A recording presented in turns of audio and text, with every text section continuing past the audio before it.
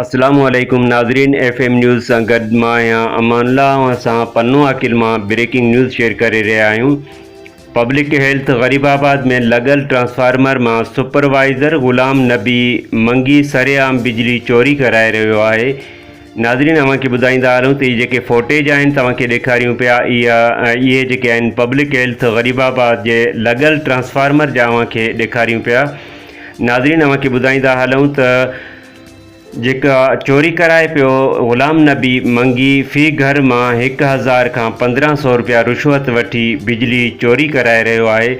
नाज़रीन, अव्हांखे ॿुधाईंदा हलूं त अफ़सोस जी ॻाल्हि आहे त सरकारी ट्रांसफार्मर में लॻल गैर क़ानूनी PVC तारूं डायरेक्ट लॻल आहिनि, पर लाॻापियल ऑफिसर SDO ऐं टाउन ऑफिसर खे गैर क़ानूनी PVC तारूं नज़र नथियूं अचनि ऐं बिजली चोरी कराईंदड़ मुलाज़िम ग़ुलाम नबी मंगी ख़िलाफ़ क़ानूनी कार्रवाई छो नथी थिए।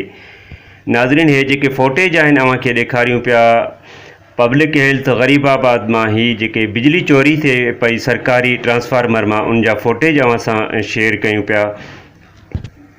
नाज़रीन, अव्हांखे ॿुधाईंदा हलूं त लॻे थो त चोर सां ऑफिसर तबिको बि ॿधलु आहे। अज़ीज़ाबाद में लॻल सरकारी ट्रांसफार्मर में बि स्टाफ जे मिली भगत सां बिजली चोरी थी रही आहे।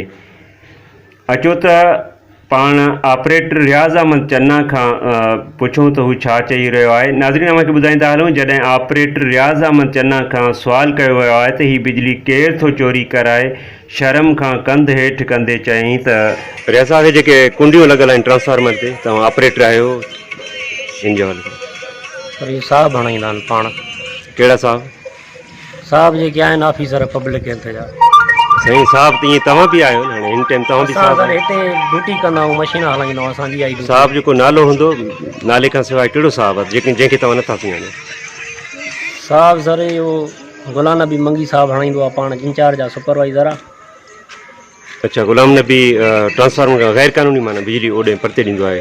ॿिया हे जो वञनि था पिया, ही तारनि जेके साईं, ही तार जेके वञनि थियूं, इहे कंहिं हणायूं? इहे सॼियूं तारां उन्हनि जूं लॻियल आहिनि। SDO साहब जयदेव साहब आहे, उन्हनि जी परमिशन सां।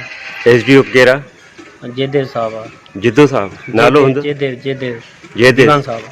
अच्छा, किथे पन्नो आकिल में वेंदा आहिनि न? थोरो मथे थी ॻाल्हायो न जी।